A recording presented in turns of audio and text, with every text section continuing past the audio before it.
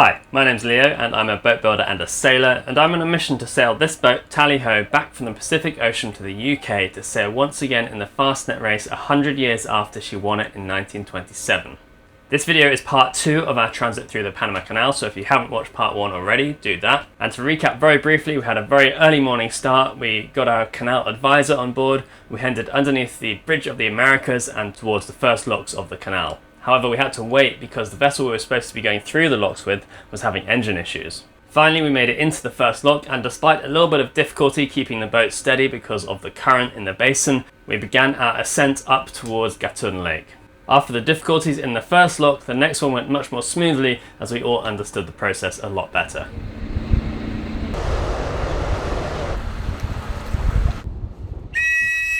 Release!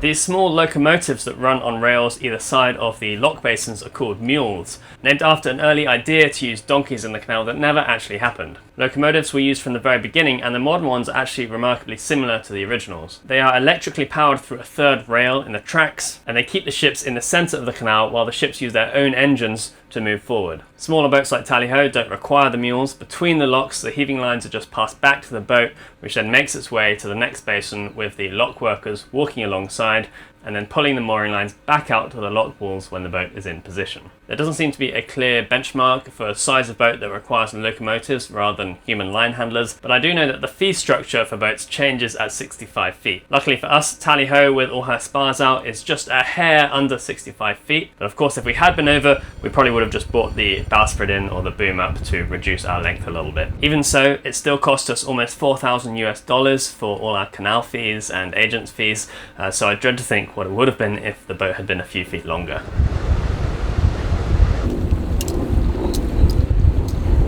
Good job everyone, through the first pair.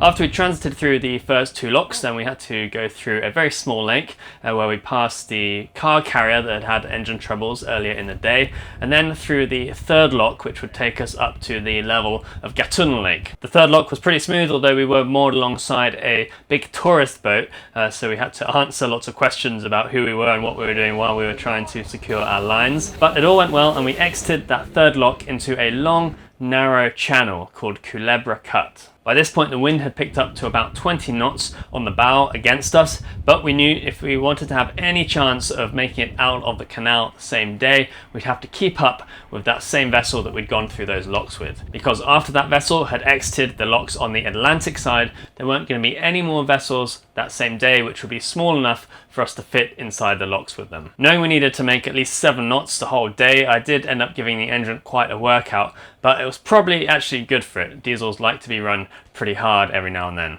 Now the Culebra Cut is absolutely crazy. It links up Gatun Lake and the locks on the Pacific end of the canal through a hilly mountainous area, and digging it out was by far the deadliest part of building the Panama Canal, which in itself was the deadliest construction project in modern history. Now a few different countries had proposed the idea of linking up the Pacific and the Atlantic through Panama, and in fact an American businessman built a railway across the country in 1855. Construction on the railway alone claimed between 6,000 to 12,000 workers' lives. Now it was a French venture that actually started digging the canal, and they had planned to excavate the entire canal down to sea level so there wouldn't be any need for any locks. They started digging in 1881 but had vastly underestimated the difficulty of the task, and a combination of deadly tropical diseases, engineering issues and financial problems led to the bankruptcy and collapse of the French venture. Around 22,000 people died during that period, which was over half the workforce, 9/10 of whom were Afro-Caribbeans from the West Indies. Reports from this period were really harrowing. People working in tropical rainforest jungle with venomous snakes and insects, with torrential rain and rivers that would burst their banks, with landslides that would bury people and fill up all the excavations they'd done, and of course with tropical diseases such as yellow fever and malaria, which were not understood at the time. Now in 1904, the United States purchased the venture from the French for a price of $40 million, 30 million of which was related to the excavations that had already been done, valued at $1 per cubic yard. Initially, the United States had tried to make a treaty with Colombia, because that whole area was part of Colombia at the time, but when Colombia didn't agree to the United States' terms, they basically encouraged a political revolution in Panama and quickly brought warships down to prevent the Colombian government from retaliating against the rebels. The United States recognized Panama as a nation, sent down troops to defend it, and started working on the canal again. They soon realized that a sea level canal would require too much excavation, so they came back to the earlier idea of creating an artificial lake and building locks at both ends to raise the level of the canal. However, they still needed to remove a huge amount of material to bring the caldera cut down to the appropriate level, and they also had to make it a lot wider to prevent landslides, in total removing another 17 million cubic yards of earth. There was a huge effort to improve sanitation during this time, and it did become a much safer workplace relative to how bad it was before, but it was still pretty awful, and a further 5,500 people or so died in this final period, most of whom again were Afro-Caribbeans. Now, much of the excavated earth from the cut was used to build the Gatun Dam, which was completed in 1913 and at the time was the largest dam in the world, also creating the largest artificial lake in the world, Gatun Lake. The canal itself opened in 1914 and it changed the maritime world as we know it.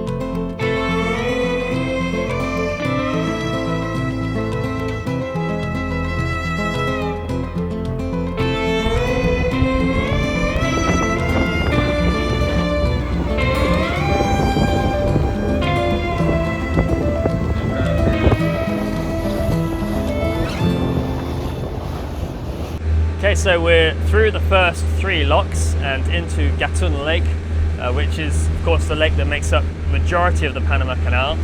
And of course it's quite a bit higher than sea level, hence the locks on either side. So we're in fresh water now. I'm just going to interrupt myself briefly here because I've talked a lot in the past about saltwater versus freshwater for wooden boats, and I know some people are interested in if it would affect a wooden boat to go through a freshwater lake like this. So to recap very briefly, saltwater is generally much better for wooden boats because rot can't grow in a salty environment. When a wooden boat does start to rot and degrade, it's almost always because of fresh water, whether that's from rain that has sat on deck or made its way through the deck, or from condensation or moisture from bad ventilation inside the boat, or maybe from a leak in plumbing or something like that. However, spending a little bit of time in fresh water is generally not harmful for a wooden boat. In fact, spending a little time in fresh water can actually be beneficial for wooden boats in some situations. Now, amongst the incredible number of animals in our oceans, there are a few species known as marine borers. The most famous of which is also known as shipworm, but there are several other species as well, and they're not actually worms, they're generally mollusks or crustaceans. Regardless, marine borers like to live in and eat wood, and so they float around in the ocean until they find a nice tasty piece of wood, and they'll enter it, making a tiny hole, And once inside the wood, generally they'll munch their way along the grain, increasing in size, making larger and larger tunnels until sometimes they've eaten out the whole of the inside of a plank, for example, and left just an eggshell thin surface on either side. Historically, marine borers have been a huge problem for wooden vessels and any wooden structures in saltwater, and for many years people tried all sorts of different things to try and deter these creatures from attacking wooden boats. It was actually the British Navy who first started coating the underside of their boats in copper sheathing to protect them from tornado, and that actually gave them a huge naval advantage and changed the course of world history. These days, modern anti-fouling paint does the same job and works on much of the same principles, as it contains a lot of copper and it's much easier and cheaper to apply than copper sheet. However, marine borers are still a concern to wooden boat owners because even a small area of bare wood where some anti-fouling may have rubbed off, for example, can let marine borers get into the wood and then spread out from there. Now, I mention that because one of the oldest ways of getting rid of teredo or other marine borers is to take the boat and put it in fresh water for a while. These creatures cannot survive in fresh water, and so even a few hours in a freshwater river or a lake can help, although generally it's considered best to keep the boat in fresh water for at least a few days or a week so that it can make its way down all the little tunnels that they've made. Now, generally I'm pretty confident with Tally-Ho's anti-fouling coverage still, so I'm not too concerned about marine borers, but the idea of spending a bit more time in fresh water doesn't worry me at all, and if I was concerned that we had some shipworms or other marine borers, I would probably go and search that fresh water out. Okay, now back to Gatun Lake. But everyone did really well with the line handling, and our canal advisor has been really great, really helpful. But anyway, we were so delayed that we're not sure now if we're going to be able to make it out of the lake through the last 3 locks by the end of the day or not, because we've got to make it at the same time as another big boat, so they won't do the locks just for us. So we'll see. If we don't make it out, we'll have to spend the night in this lake, tied up to a big mooring buoy. So we'll see what happens.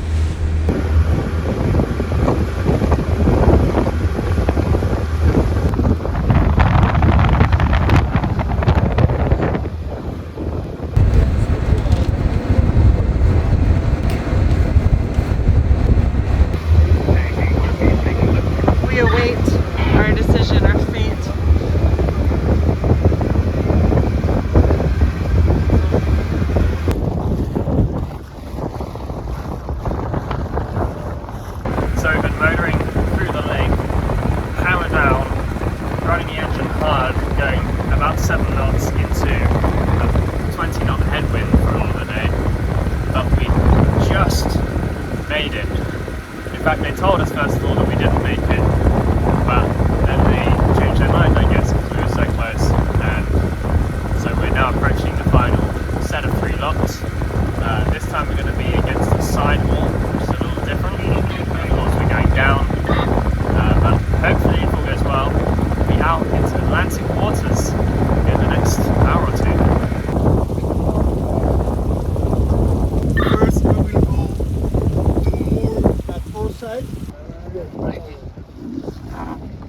Lower that down a little bit so it's still touching the water.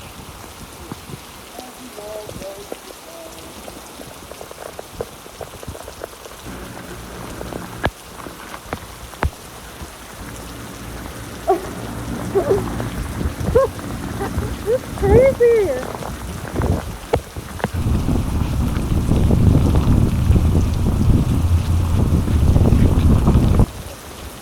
This jacket is not waterproof.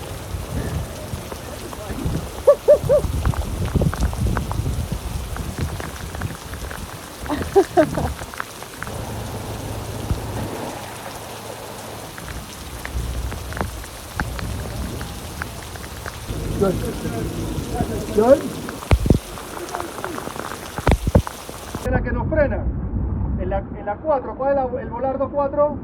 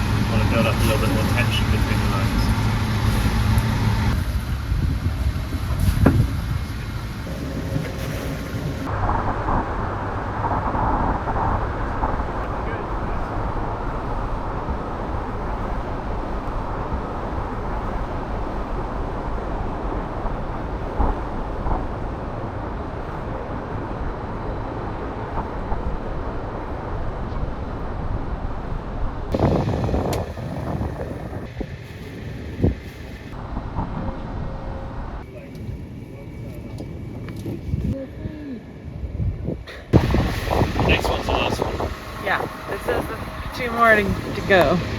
Yeah, well, 1.5. With these locks I can actually control the boat with the rudder while we're stationary. The current flowing over it. Oh, there's current flowing from the... Yeah, there's always a little bit of current flowing that way.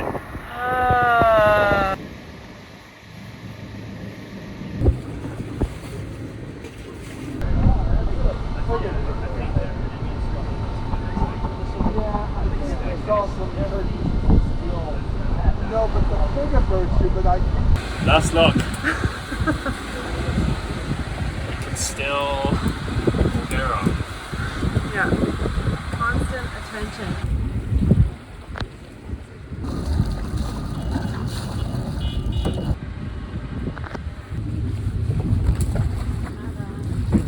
Let it keep going.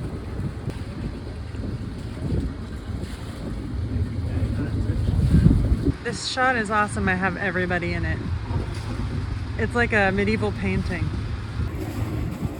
So it turned out that for us, going down the locks against the wall on the Atlantic side was much easier than going up on the Pacific side. And I'm not exactly sure if that was because we were against the wall rather than in the middle, which was just how we'd been told to do it on that side, or if it was because we were going down and not up. But either way, the current seemed much less and it was much easier to control the boat. Now, as we were making our way back down towards sea level, we had a bit more time to contemplate the engineering marvel of the locks themselves. The majority of the machinery which makes the locks work, including the gates themselves, is all over 100 years old and it's still going strong. When you consider the technology that they were working with at the time, the fact that all this was drafted and drawn and designed by hand on paper and then built with machinery running on steam power, it really is incredibly impressive. One small detail that we noticed as we went down were these kind of holes in the wall with a strange shaped hook on them. And I don't know for sure, but I'm guessing that those were for ships to tie up to. But the shape of that hook is actually pretty clever because it looks like you could flick a line off of it pretty easily. For instance, if the boat was going up and even if the hook and the line were actually underwater, you could probably release it after the next one is tied off. Sliding back that way. Alright, the final lock gate is opening, which means we're seeing ahead of us the Atlantic Ocean. And the first time this boat has seen the Atlantic Ocean since the 1960s. And quite a milestone in our journey. Finally, after a relatively uneventful downwards journey, we emerged into the Caribbean Sea, part of the Atlantic Ocean. And after such a long time coming and after such distance travelled, this felt like a real milestone. And also felt very bizarre to have started the day in the Pacific Ocean and to have finished it in the Atlantic Ocean. Of course, the temperature was broadly similar, but the wind and the waves felt quite different. And the other thing I noticed was all the sargasso grass in the ocean. And this mainly occurs in the Atlantic and the Caribbean. And although generally it does actually cause some problems, seeing it really reminded me of when I used to sail in the Atlantic and the Caribbean many years ago. Heading out! We're in the Atlantic. Okay. Welcome to the Atlantic! Woo! Good job, everybody! Great job. Wow. Thank you so much. You were awesome! Really good.